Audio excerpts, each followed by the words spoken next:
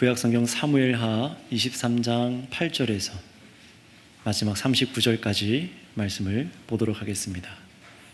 23장 8절에서 39절까지 말씀입니다. 오늘 여러분 평생에 이렇게 수많은 이름들을 많이 읽게 될 시간이 별로 없을 거예요. 계속 누구 처음 들어본 이름들 많이 읽어보실 텐데요. 여러분들 이 사람들이 어떤 사람들인지 또 오늘 설교를 통해서 좀 같이 좀 아는 시간을 갖도록 하겠습니다. 사무엘하 23장 8절에서 39절까지 말씀 좀 길기 때문에 조금만 빨리 저 한 절, 여러분 한 절 읽도록 하겠습니다. 다윗의 용사들의 이름은 이러하니라. 다그몬 사람 요세바세벳이라고도 하고 에센 사람 아디노라고도 하는 자는 군 지휘관의 두목이라. 그가 단번에 800명을 쳐 죽였더라.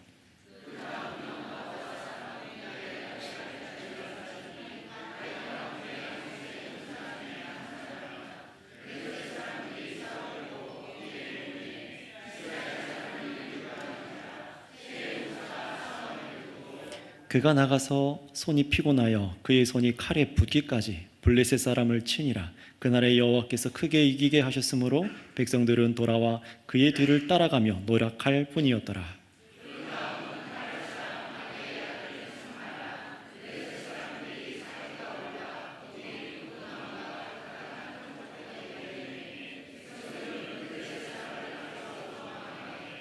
그는 그 밭 가운데서 서서 마가 블레셋 사람들을 친지라. 여호와께서 큰 구원을 이루시니라.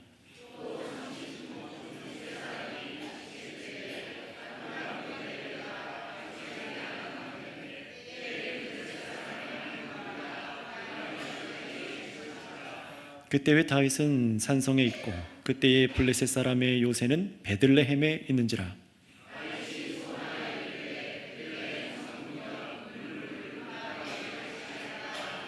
세 용사가 블레셋 사람의 진영을 돌파하고 지나가서 베들레헴 성문 곁 우물물을 길어 가지고 다윗에게로 왔으나 다윗이 마시기를 기뻐하지 아니하고 그 물을 여호와께 부어드리며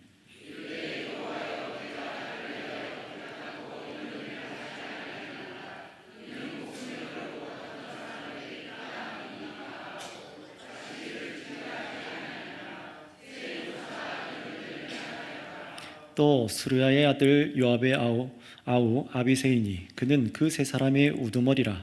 그가 그의 창을 들어 300명을 죽이고 세 사람 중에 이름을 얻었으니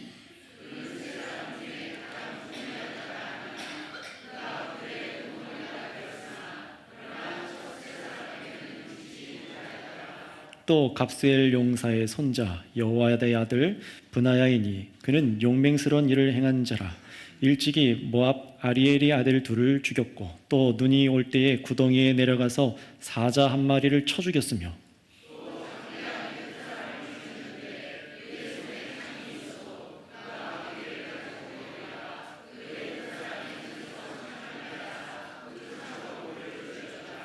여호야의 아들 브나야가 이런 일을 행하였으므로 세 용사 중에 이름을 얻고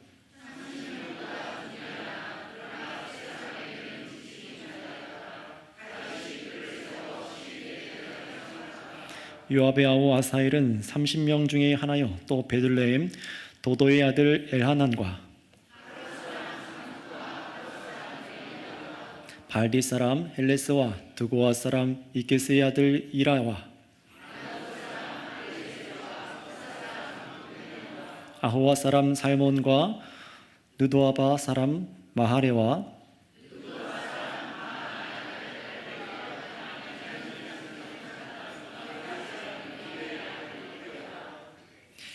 비라돈 사람 브나야와 가스 시내가에 사는 hit대와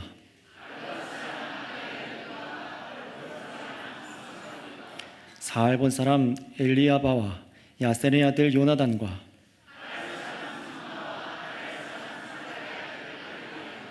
마아가 사람의 손자 아하베의 아들 엘리벨렉과 길로 사람 아이도벨의 아들 엘리암과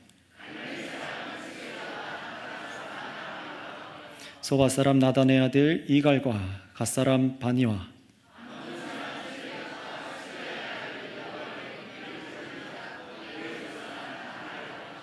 이들 사람 이라와 이들 사람 가렙과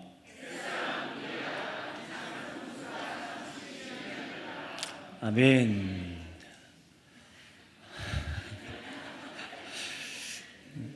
외국어를 저희가 다 하고 있습니다. 네. 한국 사람 이름도 이렇게 말하지 않는데 자, 여러분들 왜 우리가 이 성경에 이렇게 수많은 사람의 이름을 기록된 거를 또 보게 하셨을까요? 우리가 이것을 그 이유를 마지막에 할 때에 참 하나님의 은혜 가운데 또 기쁘게 될 줄 믿습니다. 오늘은 이 본문 가지고요, 왕과 함께하는 충성스러운 용사들이라는 제목으로 설교할 거예요. 여러분, 한번 질문 드립니다. 여러분들은 누구에게 정말 충성스러워 보신 적이 있으십니까? 나는 정말 누군가에게 충성스러워 본 적이 있다. 요즘은 더 그런 사람을 세상에 찾아보기도 힘들죠. 충성이라는 게 뭡니까? 국어사전을 찾아보면요, 이렇게 나와요. 윗사람이나 임금이나 그 사람에게 마음과 힘을 다해서 다 따르는 것, 이게 충성이라고 합니다. 오늘날이 물론 옛날 조선시대처럼 왕을 하늘처럼 떠받들고 충성하는 신분사회의 시대가 아니라 더더욱 이런 충성하는 사람을 오늘날 보기 힘들겠지만, 요즘은요 더더욱 자기 자신을 위하는 것이 극에 달한 시대라서, 그래서 가족관계 말고는요 서로 누군가와 함께 평생을 함께 일한다던가 아니면은 정말 특별하게 여기는 사람을 위해 일생을 다 바치는 경우를 거의 보지 못하는 것 같아요. 그래서 사람들 모두가 그냥 전체가 함께 유익할 수 있느냐 없느냐에 따라서 어떤 사람을 대표로 대통령이나 누구로 장관으로 이렇게 세우기도 하고 끌어내리기도 하는, 평생 누군가에게 충성하지 않죠. 한 사람을 그냥 세웠다가 내리기도 하는 그런 사회 속에 우리는 살아가고 있습니다. 자, 그런데 분명한 것은요, 누군가에게 충성하는 것이 굉장히 이상해 보이는 시대에 우리가 살고 있지만, 그럼에도 지금도 각 일터를 위해서, 또 사업체를 위해서, 어떤 국가를 위해서, 옳은 가치를 위해서 자신을 다 들여서 충성한 사람들이 있었고, 또 지금도 소수지만 그런 사람들이 있기 때문에 세상의 공동체들도 위기를 극복하고 성장하고 서로에게 좋은 유익을 그렇게 끼칠 수 있었던 것입니다. 소수지만요, 충성하는 사람들이 곳곳에 있었기 때문에 그렇습니다. 그런데 하나님께서 세우신 그 다윗 왕과, 이스라엘의 다윗 왕과 이스라엘 나라 역시 충성스러운 사람들과 함께 만들어 가도록 그렇게 하나님께서 세우셨다는 것을 오늘 말씀 가운데 보여주시는 거예요. 그냥 혼자가 아니라는 거죠. 충성스러운 자들로 하나님 나라와 이스라엘 나라와 그리고 다윗 왕을 그렇게 통치하셨다는 걸 보여주는 겁니다. 21장 15절에서 우리가 몇 주 됐는데 이 앞에 설교를 잠깐 기억해 보면은 21장 15절에서도요, 그때도 다윗과 용사들이 나왔어요. 근데 그때는 어땠습니까?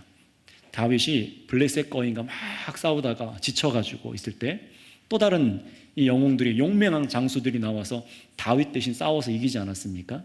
바로 그랬던 것처럼 오늘 이번에 23장에서는요 더 분명하게 다윗과 왕에게 충성해서 싸운 여러 명의, 여러분이 앞에 읽으셨던 그 여러 명의 용사들을 우리에게 쭉 보여주고 있는 거예요. 분명히 하나님께서는 다윗과 다윗의 집에 영원한 왕을 세우셔서 구원을 베푸시는 이 언약을 주셨잖아요. 그래서 약속을 주셨죠.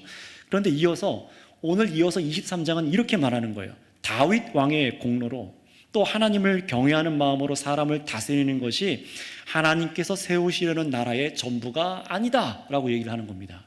다윗 왕의 능력만으로 나라가 이루어지지 않아 라고 지금 23장이 얘기하는 거예요. 분명히 다윗이 하나님께서 기름을 부으셔서 세우신 왕이었잖아요. 그래서 주변 나라들의 침략에서 나라를 구했고 백성을 지켜냈지만 그게 다윗 왕 혼자의 공로가 아니라는 겁니다.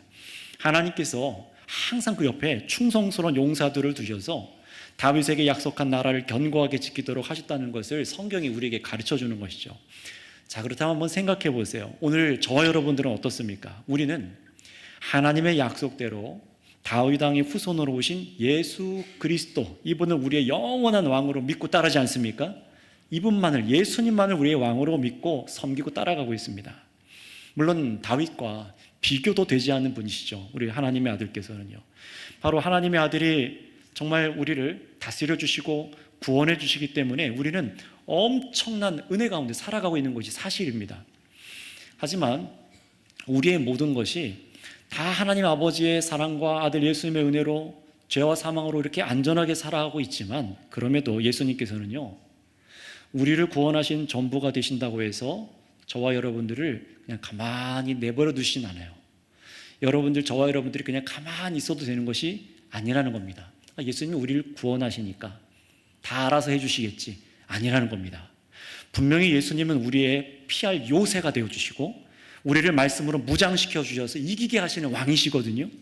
그렇다면 오늘 교회인 저와 여러분도 이 다윗의 용사들이 충성을 다한 것처럼 우리 역시 예수님을 향한 충성으로 살아내야 된다는 것을 우리가 알아야만 한다는 것입니다. 물론 예수님은 인간 왕처럼 무언가 부족함이 있어서 우리의 충성이 필요한 것은 아니세요. 사실 예수님께서 말씀만 하셔도 뭐라고 하셨죠? 내가 정말 천사들을 보내서, 군대를 보내서, 천사의 군대를 보내서 다 무릎 꿇게 할 수 있지 않냐, 그렇게 할 수 있는 분이십니다. 그럼에도 예수님께서는요, 혼자 다스리고 야 내가 알아서 할 테니까 너희는 가만히 있어, 그렇게 하지 않으십니다. 어떻게 하십니까? 항상 곁에 우리를 두셔서 우리도 왕 되신 예수님과 충성된 관계 속에 살아가기를 원하고 계세요. 충성의 관계 속에서 또 우리의 기쁨이 무엇인지를 깨닫게 하기를 원하십니다. 그렇다면 오늘 다윗의 용사들이 말하는 이 말씀 속에서 우리가 왕께, 여러분이 왕으로 정말로 믿고 있는 예수님께 어떻게 충성된 사람으로 살아가야 되는지를 여러분 잘 확인하시고 여러분의 심령이 정말 하나님의 은혜로 만짐받고 함께 충성스러운 용사들로 살아갈 수 있는 그 힘을 얻기를 바랍니다. 자, 그래서 오늘 말씀에 다윗의 용사들에 대해서 총 세 부분으로 이렇게 나눠지고 있어. 오늘 쭉 길었지만 세 부분으로 되어 있습니다. 먼저 8절부터 12절까지가 첫 번째 부분이에요. 첫 번째까지 부분을 확인해 볼게요. 8절부터 12절까지는 그 당시에 가장 유명한 다윗의 세 용사라고 있었습니다. 몇 명 용사라고요? 세 용사, 삼용사. 뭐 어디 동네에 삼용사, 삼공주 막 이런 것처럼 이게 삼용사가 있었어요. 가장 강력한 용사들이 나오는데 그 첫째 용사에 대해서 뭐라고 말하냐? 8절 끝을 보세요. 8절 끝에 요셉 바세벳이란 사람은요, 군 지휘관의 두목이라고 합니다. 가장 강력한 사람이었다는 건데, 그냥 오늘의 군대의 장군처럼 그냥 주의만 하는 것이 아니라 직접 나가서 싸우는 용사였다는 겁니다. 단번에 어떻게 했다고 합니까? 적군 몇 명이요? 800명을 쳐 죽였더라. 그렇게 성경이 기록할 정도로 엄청난 용사였다는 겁니다. 또 9절에 이번엔 두 번째 용사가 나오는데요, 엘르아살 역시 다윗의 세 용사 중에 한 명인데, 이 사람은요 블레셋과 전쟁을 하는데 손이 피곤하여서 칼이 손에 붙을 정도로 싸워서 이겼다라고 되어 있습니다. 여러분들 그 배드민턴이나 테니스를 오래 쳐보신 분들은 아실 텐데요, 경기 내내 힘을 너무 많이 줘가지고 라켓을 꽉 쥐고 하면 어떻게 되는 줄 아세요? 이게 쥐가 나가지고 경련이 나서 손이 안 풀려요. 손이 안 풀립니다. 그래서 다 풀어줘야 된다고 그래요. 그런 것처럼 이 두 번째 용사의 손에 칼이 붙었다는 것도 무슨 말입니까? 아주 오랫동안 강하게 칼을 쥔 채로 손의 근육과 인대가 굳어버릴 정도로 싸움을 멈추지 않았다는 거예요. 한 번 싸움은 멈추지 않았다는 겁니다. 물론 그렇게 힘을 다해서 싸운다고 해서 늘 전쟁에 이긴다는 보장은 없지만 10절을 보실까요? 10절에 하나님께서 크게 이기게 하셔서 이 엘르아살이 전쟁에 공을 세우도록 힘을 주셨다는 겁니다. 분명히 하나님께서 모든 구원의 공로가 다 하나님께 돌아가야 되지만 오늘 말씀은요, 이 다윗과 함께한 용사들을 높여주고 계신 겁니다. 자, 그리고 마지막 11절에 이번엔 세 용사 중에 세 번째 사람이 나와요. 이 삼마라는 사람인데 이름을 꼭 다 기억하실 필요는 없습니다. 이 삼마라는 사람인데 이스라엘 백성들이 막 쳐들어온 블레셋에서부터 도망갈 수 있도록 시간을 벌기 위해서 어떻게 합니까? 딱 가운데 서서 철기둥처럼 서서 블레셋 군인들을 다 막아서 싸움에서 이기는 엄청난 공을 세운 사람이 이 세 번째 용사 삼마라는 사람이에요. 역시 하나님께서 큰 구원을 베풀어 주셨기 때문에 그 공로가 하나님께 있음을 밝히고 있지만, 성경은요 이 다윗만이 아니라 이렇게 강력한 세 용사를 다윗 옆에 두셔서 이스라엘 나라 사람들을 지키고 이기게 하셨다라는 것을 성경에서 보여주는 겁니다. 자, 이 첫 번째 부분을 통해서 우리가 이렇게 깨닫는 게 있어요. 하나님께서는 왕을 위해서 또 그 나라를 위해서 강력한 용사들을 세우셔서 그렇게 함께 나라를 지키도록 하신다는 것이고, 또 그것도 그 사람들이 능력이 많아서 하시는 것이 아니라 하나님께서 그 나라와 왕을 지키도록 함께 힘을 주셔서 함께 싸우게 하신다는 겁니다. 게다가 왕 주위의 모든 사람들이 다 이렇게 강력한 용사로 있는 것이 아니라 딱 몇 명이었죠? 3명이에요. 소수라는 거죠.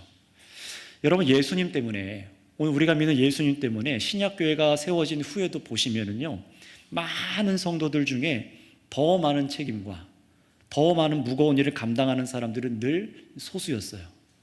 12사도와 또 세계 선교를 위해 목숨을 다 던졌던 바울 사도 같은 사람들, 또 각 시대마다 예수님과 하나님 나라의 전파와 정말 그 진리를 수호하기 위해서 굵직굵직하게 일을 감당하는 사람들이 시대마다 그렇게 하나님께서 세워두셨어요.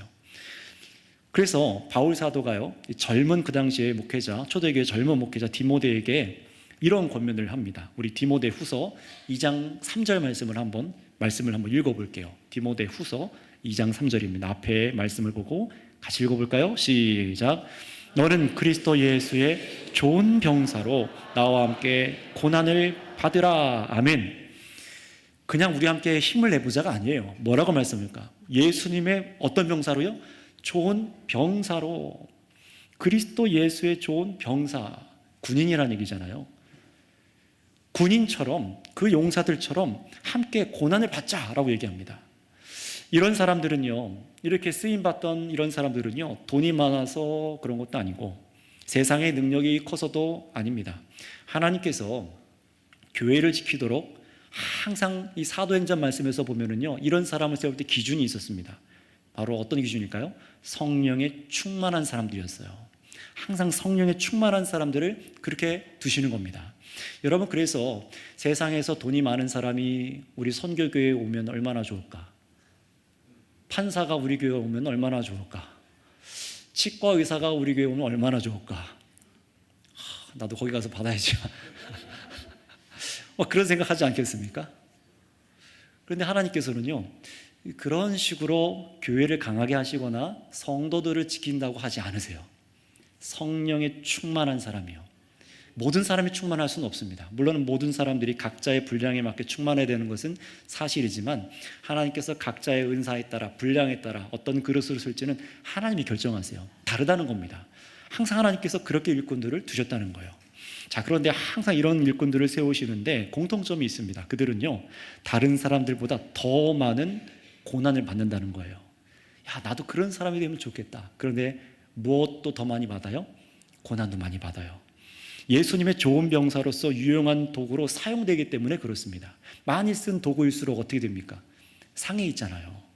안 쓴 물건일수록 깨끗합니다. 그렇죠? 자신을 지키려고 그런 식으로 고난을 감수하는 게 아니라 교회와 하나님 나라를 위해서 고난받기로 자처하는 심령을 가진 사람들이 이런 사람들이라는 거예요. 물론 옛시대처럼 우리는 칼로, 창으로 적군을 때려 부수는 그런 싸움에 능한 사람들이 되어야 되는 것은 아니에요. 오직 예수 그리스도를 더욱 닮아서 십자가의 길을 걷는 그런 용사들이 필요한 것입니다. 어떻게 싸웁니까? 십자가로 어떻게 싸우죠? 십자가로 막 때려요? 그게 아니죠. 어떻게 하는 겁니까? 같이 예수 그리스도께서 가르치신 대로 사랑하고 용서하고 용납하고 하나님께서 얼마나 우리를 사랑하셨는지 예수님께서 보여주신 본을 따라가는 것이잖아요. 그걸로 싸우는 겁니다. 그래서 골로새서 1장 24절에는 또 이런 식으로 얘기를 하고 있어요. 정말 우리가 어떻게 싸우고 이겨야 되는지, 또 어떤 마음으로 가야 되는지 한번 골로새서 1장 24절 말씀 한번 읽어보겠습니다. 시작. 나는 이제 너희를 위하여 받는 괴로움을 기뻐하고 그리스도의 남은 고난을 그의 몸된 교회를 위하여 내 육체에 채우노라. 이 말씀을 한번 잘 보세요. 저는 이 말씀 읽을 때마다 전율이 오릅니다. 정말 그렇게 살고 싶습니다 하는 마음 때문에. 사도 바울의 고백 아닙니까? 이 사람이요, 전에는요 예수 믿는 사람을 죽이러 다녔던 사람이잖아요. 그런데 거듭난 후에 한 이 고백 보세요. 예수님의 몸된 교회, 하나님 나라를 위해서 예수님과 같이 이제 어디다가요? 자기 몸의 고난을 받는 것을 멈추지 않겠대요. 어디 놀러 가서 다치거나 자기 정력을 위해서 몸을 사용하다가 다치는 게 아니라 복음의 전파와 교회가 견고하게 세워지는 데 있어서 자기 몸이 상하고 쇠하여지는 것을 마다하지 않겠다고 하는 고백입니다. 다윗의 용사와 같지 않습니까? 그래서 성령으로 주님께서 바울을 통해서 유대 땅을 넘어서 지금의 튀르키예 지역, 터키 지역이라고 예전에 불렀잖아요. 튀르키예 지역에 선교가 이루어지게 했고 로마에까지 복음이 증거되게 했습니다. 로마에서부터 얼마나 복음이 왕성하게 또 퍼지게 됐어요. 여러분, 이런 일꾼들이 바울뿐이었습니까? 베드로도 또 다른 사도들도 다윗의 충성스러운 새 용사와 같이 교회 역사에 큰 획을 긋는 역할들을 이렇게 맡았었습니다. 그러나 그들도 어떻게 됐습니까? 옥에 갇히고 매 맞고 다른 이들보다 더 큰 고통을 당했다는 건 역시 사실입니다. 이 다윗의 새 용사 역시 그렇게 용맹스럽고 힘을 내었지만 어떻게 됐을까요? 칼이 손에 붙고 어려움을 겪는 거죠. 자, 그런데 여러분, 이것이 다윗의 새 용사나 신약의 교회 시대에 특별한 사람들만 갖고 있어야 될 태도는 아닙니다. 우리들 모두가, 저와 여러분들 모두가 사실 같은 마음을 갖고 있어야 되는 것이죠. 그렇다면 이어지는 13절부터 17절까지 이제 두 번째 부분인데요. 여기서 또 다른 다윗의 용사들의 모습을 보면서 하나님께서 어떤 마음을 갖고 있는 사람들을 이 왕 곁에 용사로 두셨는지를 확인해 봤으면 좋겠어요. 우리가 어떤 마음을 가져야 되는지를 보는 겁니다. 자, 이번에 13절에 보시면은 다윗의 30명 장구들 중에서 그 중에 또 세 사람에 대한 기록이 있습니다. 보시면 어느 날 블레셋과 전투 중에 다윗이 인간적으로 약한 모습에 향수에 젖어가지고 막 이런 얘기를 해요. 14절 15절 무슨 얘기했는지 한번 읽어봅시다. 14절 15절입니다. 시작.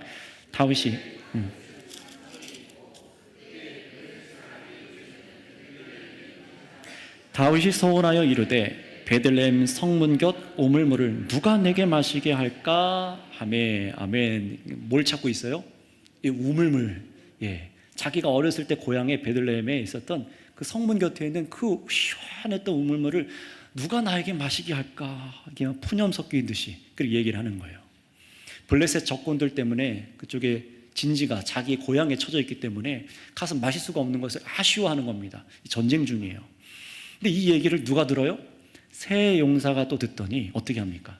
블레셋 사람의 적군의 진영을 돌파하더니 베들레헴 성문 곁에 우물물을 막 길어다가 다시 또 막 돌아와가지고 다윗 왕의 물을 가져다가 드린 거예요.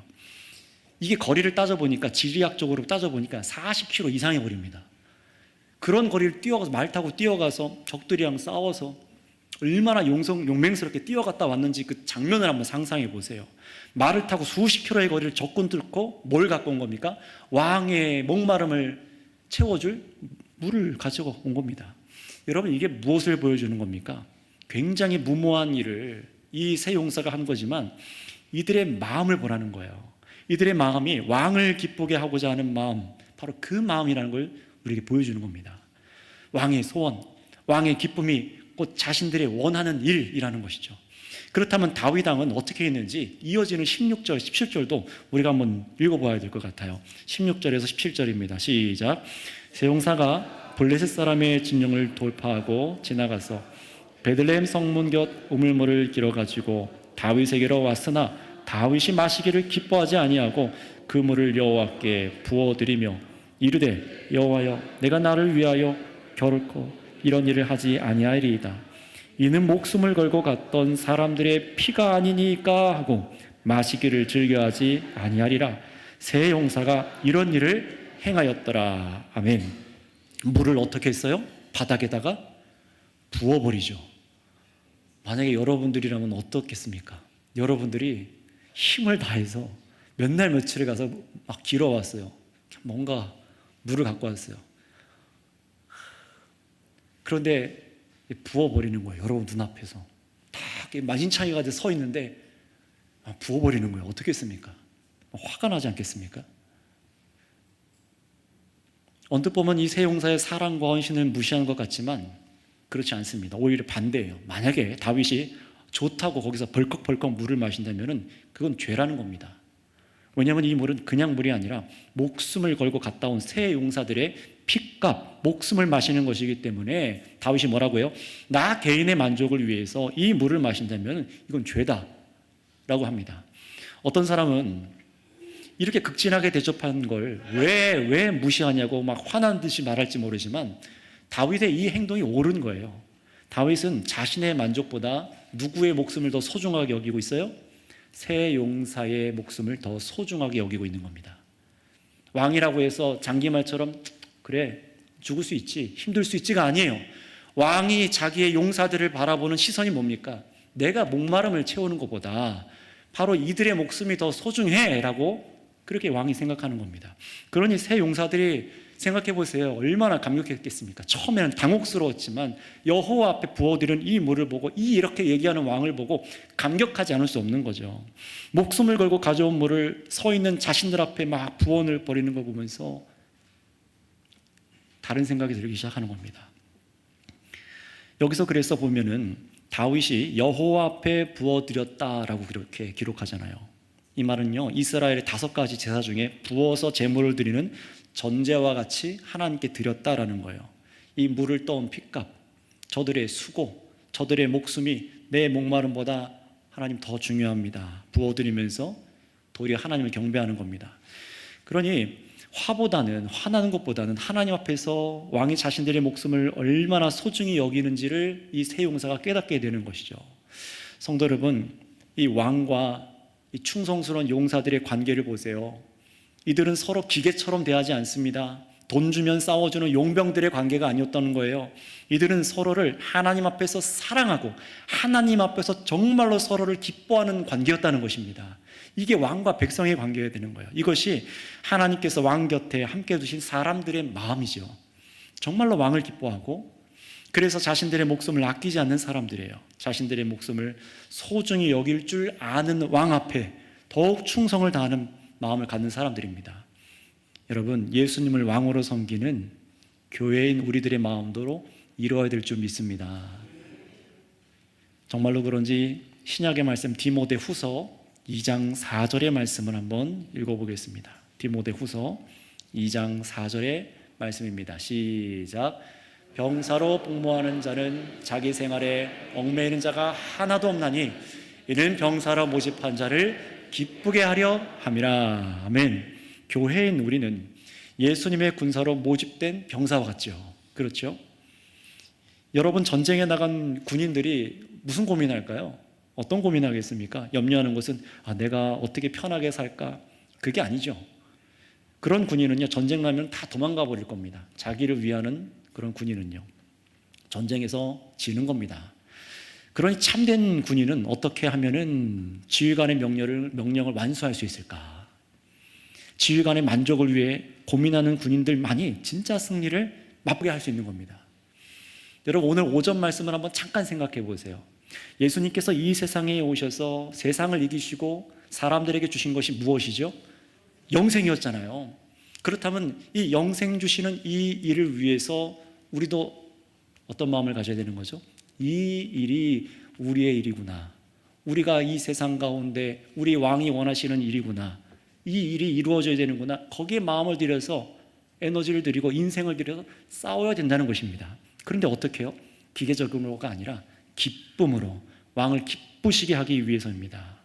여러분, 이것이 연결해서 잠깐 설명을 했지만 이것이 오늘 23장 다윗의 용사들 말씀의 중심에 있는 가운데 있는 말씀으로 깨닫게 해주실 메시지입니다. 왕을 위해 함께하는 용사들의 마음이 왕을 향한 기쁨, 왕을 사랑하고 또 사랑받는 충성으로 이어지는 마음이어야 되는 것이구나. 그것을 보여주는 것이죠. 하나님께서는요, 하나님의 나라가 왕 혼자가 아니라 정말로 왕을 기뻐하는 사람, 서로 사랑하는 관계 속에서 충성을 다하는 사람들로 그 나라가 가득가득 채워지길 원하시는 것을 이 다윗의 왕국을 통해서 미리 보여주시고 계신 거예요.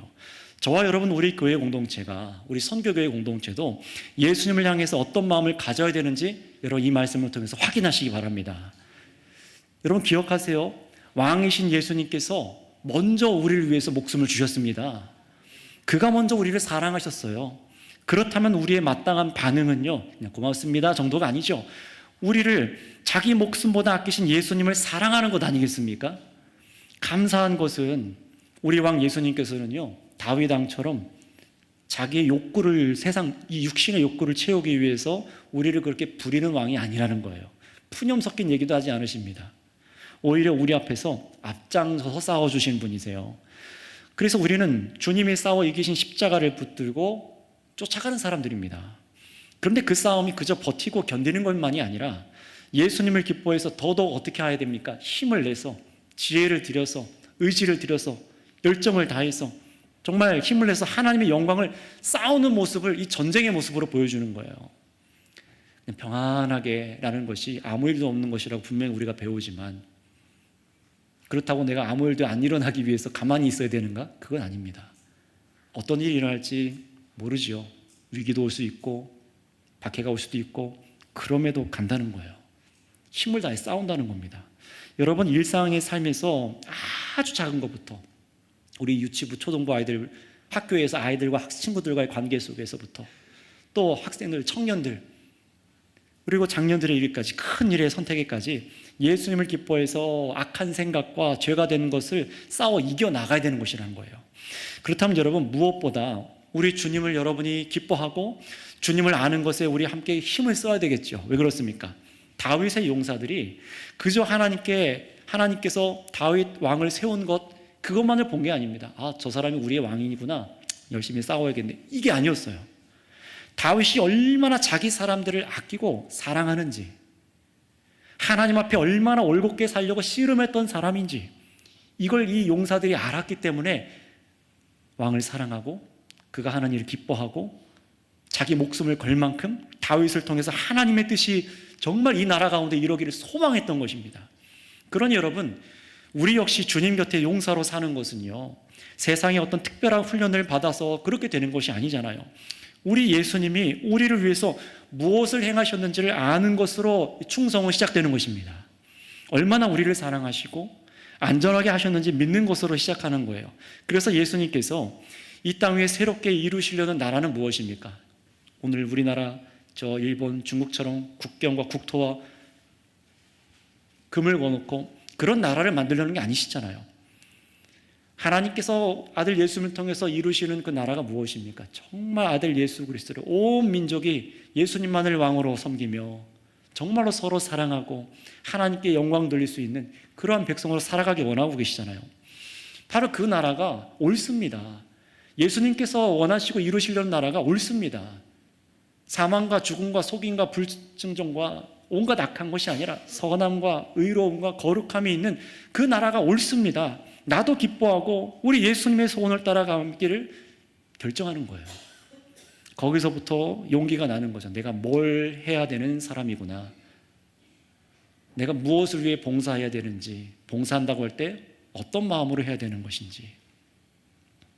세상에 맞서는 데 있어서 겁쟁이였던 신자가 어떻게 바뀌는 겁니까? 이제는 주님과 주님의 나라가 온 땅에 펼쳐지는 것을 간절히 원하는 그러한 용사가 되는 것입니다. 그런 사람들이 교회 가운데 계속 세워져야 되는 거예요. 하나님께서는 바로 이런 교회인 저와 여러분들이 능력이 크던 작던 왕께 충성하는 군사로 함께하길 원하고 계십니다.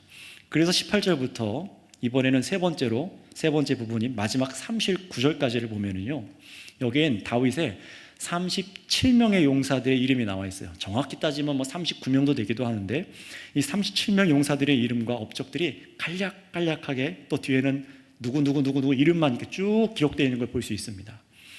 물론 여기 기록되지 않은 많은 또 다른 용사들이 있었겠지만, 하나님께서는요, 능력들을 주셔서 모두가 용맹스럽고 끝까지 충성하는 사람들로 이렇게 다윗 옆에 두셔서 나라를 이루게 하셨다는 거예요. 돕는 사람들을 많이 두셨다는 것이죠. 시간상 이 기록된 이름들의 업적을 다 오늘 읽어보진 않겠지만 나중에 확인하시고요. 공통점 한 가지 확실한 것은요, 아셔야 될 건데요, 공통점 한 가지 확실한 것은 이들 모두가 하나님이 주신 힘, 하나님이 주신 자신들의 재능을 자기가 평안히 먹고 사는데 쓰는 것이 아니라 누구를 위해서 썼습니까? 왕과 하나님께서 세우시는 나라를 지키는 데 사용했다라는 겁니다. 수많은 사람들이 공통점이 뭐라고요? 자기에게 주신 힘과 달란트가 있어요. 그걸 그냥 먹고 사는 게 위해서만, 나의 가정의 평안을 위해서만이 아니라 정말로 예수 그리스도와 우리 예수님께서 세우시려는 그 영생의 나라, 하나님의 나라를 지키는 데 사용했다는 겁니다. 이 사실을 강조하기 위해서 성경은요, 아주 뜻밖의 용사의 이름을 이 마지막 39절에 기록해 놓으셨어요. 우리 딱 한 구절, 마지막 39절 말씀을 한번 읽어보겠습니다. 39절입니다. 시작. 햇사람 우리아라. 이상 총수가 37명이었더라. 누구죠? 햇사람 우리아. 이 사람 누굽니까? 그렇죠. 다윗 왕 인생에서 사실 지워버리고 싶은 이름일 겁니다.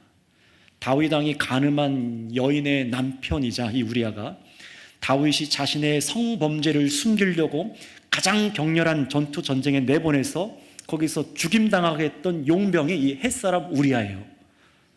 다윗은 자신의 범죄를 가리기 위해서 그를 이용했잖아요. 이 우리아는 타국 사람이었음에도 그런데도 어떻게 했습니까? 이스라엘의 군사로 사용받는 것을 영광스럽게 여겨서 그래서 다윗 왕을 위해서 이스라엘 하나님을 위해서 싸운 충성된 용사였습니다. 우리는 이 사무엘서 앞에 보면은 이 우리아 장군을 너무나 비참하고 억울한 인물로 그렇게만 기억할지 모르지만 하나님은 다르게 기억하고 계신 거예요. 다르게 기록되도록 하신 겁니다. 하나님께서는 그의 억울함을 아실 뿐만 아니라 하나님께서는 자신의 나라, 자신이 세우는 나라에 그를 용사로 기억하고 계십니다. 용사로 기억하고 계세요. 그래서 그를 이 마지막에 다윗의 용사로 기록되게 하셨어요. 그래서 여기서 우리가 이 우리아가 용사로, 그것도 마지막에 기록된 데는 적어도 두 가지 의미가 있다고 봅니다. 하나는 하나님께서 왕과 하나님 나라에 얼마나 용맹하고 충성스러운 사람을 두셨는지를 가르쳐 주는 것이에요. 기억해 보세요. 우리아가 얼마나 충성스러웠습니까? 얼마나 충성스러웠습니까? 시간상 다 얘기하지 않겠지만 그의 충성은요 정말 다윗을 부끄럽게 할 정도였을 거예요. 나중에 기억해 보면 우리도 그렇지 않습니까? 얼마나 충성스럽고 용맹스러운 사람을 이 왕 곁에 하나님 나라를 위해 두시는지, 또 그런 사람을 하나님께서 사용하신다는 걸 보여주는 게 첫 번째고요. 또 한 가지는 하나님께서 세운 인간 왕에게 이토록 충성스러운 용사로 살기를 원했다면은, 그렇다면 하나님의 아들을 위해서라면 얼마나 충성된 사람들이 교회에 있어야 되는지를 우리로 생각하게 만드는 것이죠. 오늘날에는 얼마나 더 충성스러워야 되는가. 인간 왕 다윗에게도 이렇게 충성했던 우리인데 우리는 하나님의 아들을 앞에 두고도 그분을 모시고 어떤 충성을 하고 있는가. 물론 이 우리의 왕 예수님은요 다윗 왕과 달리 죄가 없으십니다. 실수가 없으신 예수님이십니다. 우리를 억울하게 죽임당하게 하시지도 않습니다. 우리와 같은 충성된 용사를 비극적으로 내몰아서 억울하게 죽게 하시지도 않습니다. 평생 수고했는데 어떻게 나를 내던지십니까? 그렇게 말하지 않아도 된다는 거예요. 기억하세요. 우리 왕 예수님께서는 우리가 겁내고 부당하다 여기며 거절한 불순종한 책임의 일들을요 우리한테 묻지 않으시고 다 자신이 대신 십자가에 지시고 자신이 처벌받으셨습니다. 그런 왕을 우리가 따르고 있는 거예요.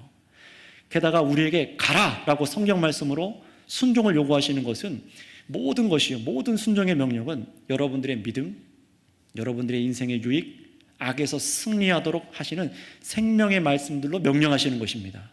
겉보기에는 때론 두렵잖아요. 죽는 길 같고 미련해 보이는 길 같고. 하지만 우리 주님의 명령, 우리 왕의 명령은 가장 안전한 줄 믿습니다. 따라서 성도 여러분, 우리 주를 향한 충성과 헌신은 헛되지 않습니다. 옆 사람한테 얘기해 주세요. 우리의 헌신은 헛되지 않습니다. 왕을 위한, 그렇죠. 그냥 나를 위한 헌신 말고요. 이거 봐라 나 이만큼 했다, 그게 아니라 하나님을 위한 그 헌신과 충성은 헛되지 않는다는 거예요. 이 말씀에 하나하나 이름이 기록된 걸 보세요. 예수님을 향한 충성은요 이 세상에 태어난 사람이 목숨을 들여도 아깝지 않은 분, 바로 하나님의 아들을 위한 충성입니다. 그저 왕과 종과의 그런 머나먼 관계가 아니라 왕과 용사가 서로 사랑하고 서로를 기뻐하는 관계 속에서 우리는 충성하고 있는 거예요. 또 이렇게 성경에 이름이 기록되어서 기록하게 하신 것처럼 우리의 충성과 헌신을 하나님께서 다 아시고 기억하고 계십니다. 그래서 요한계시록에 가면은 무슨 책이 나옵니까? 생명책이라고 나오지 않습니까? 정말 구원받은 정말 어린 양의 희생으로 인해서 끝까지 믿음을 지킨 그 용사와 같은 수많은 사람들의 이름이 기록되어 있는 책을 생명책이라고 하잖아요. 하나님께서 기억하십니다.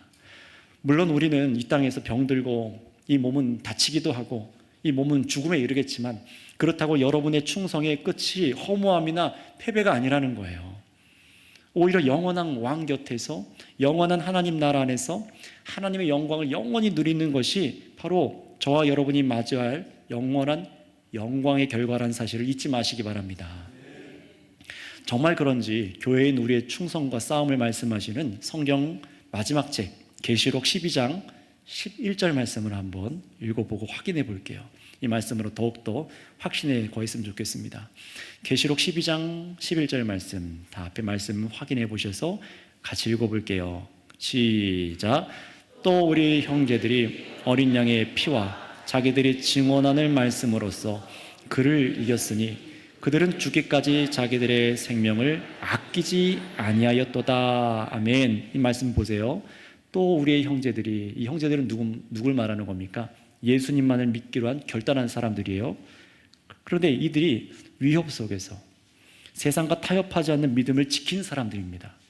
정말 예수님의 군사처럼 세상에서 치열하게 전투하고 견디는 교회를 말하는 거예요. 교회가 전투하지 않는다? 그 교회는 죽은 교회입니다. 정말 세상과 치열하게 전쟁하는 교회가 교회예요. 그게 산교회입니다. 나가서 막 데모하고 두드려 부수는 그런 거 말고요. 정말 예수 그리스도의 온전한 복음으로 단정하게 질서 있게 사랑으로 그리스도의 복음으로 이기고 싸우는 교회, 악은 멀리하고 불법은 거절하는 그런 교회, 하나님만을 섬기는 데 있어서 우선순위와 질서를 절대로 뒤바꾸지 않는 그런 사람들, 그런 군사들이 바로 여기 나온 사람들입니다. 정말 예수님의 군사처럼 세상과 치열하게 싸우는 거예요. 그런데 이들이 어떻게 싸웠다고 말합니까? 다시 한번 말씀을 띄워주시겠어요? 이들이 어떻게 싸웠다고 말합니까? 어린 양의 피, 죄 사함의 은혜로 견디고 또 어린 양 예수님의 십자가 사랑을 증거하는 것으로 이겼다라고 말합니다. 심지어 죽기까지 자신들의 생명을 아끼지 않고 충성을 당해 싸운 용사와 같이 그렇게 기록되어 있어요. 성도 여러분, 세상은요, 세상 먹고 살기도 바쁜데 무슨 예수님과 하나님 나라를 향한 충성을 하냐? 여러분의 그렇게 충성을 비웃고 의심하겠지만 이 계시록 12장 읽은 말씀이야말로 하나님 편에서 참되고 유일하신 그 하나님 편에서 이 세상을 보시는데 참된 영적인 실체입니다.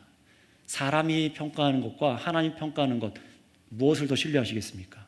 하나님께서 바라보시는 것을 믿으시기 바랍니다. 그렇다면 여러분, 우리가 죄인 되었을 때에, 아무것도 알지 못했을 때에는 우리는 주님, 예수님 홀로 그 십자가의 길을 걸으며 싸우는 모습을 지켜볼 수밖에 없잖아요. 지금도 그렇지 않습니까? 예수님의 12제자들도 아무것도 못했어요. 지켜만 보는 겁니다. 그러나 이제는 예수님과 우리가 이제 함께 싸워야 되지 않겠습니까?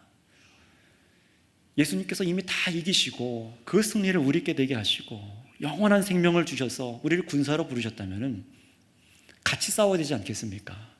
주님의 군사로 예수님의 승리의 십자가 복음이 여러분의 삶을 다스리게 하고 또 죄와 싸워 이겨서 예수님과 하나님 나라의 영광을 이 세상 가운데 드러내야 되지 않겠습니까? 찬양한 것처럼 정말로 이 세상 가운데 하나님의 사랑을 노려야 되지 않겠어요? 그런 여러분, 마지막으로 이 말씀으로 도전하며 스스로 한번 여러분 질문해 보세요. 나는 평생에, 이 남은 평생에 무엇에 목숨을 드릴 것인가? 무엇에 목숨을 드리시겠습니까?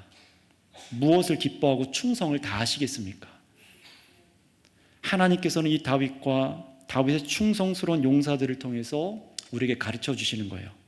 다윗 왕에게 속아 죽임당한 우리와 같은 사람도 하나님께서는 그를 용사라 말씀해 주셨는데 하물며 참된 왕 예수님을 위해 살아가는 저와 여러분들은 왜 아니겠습니까?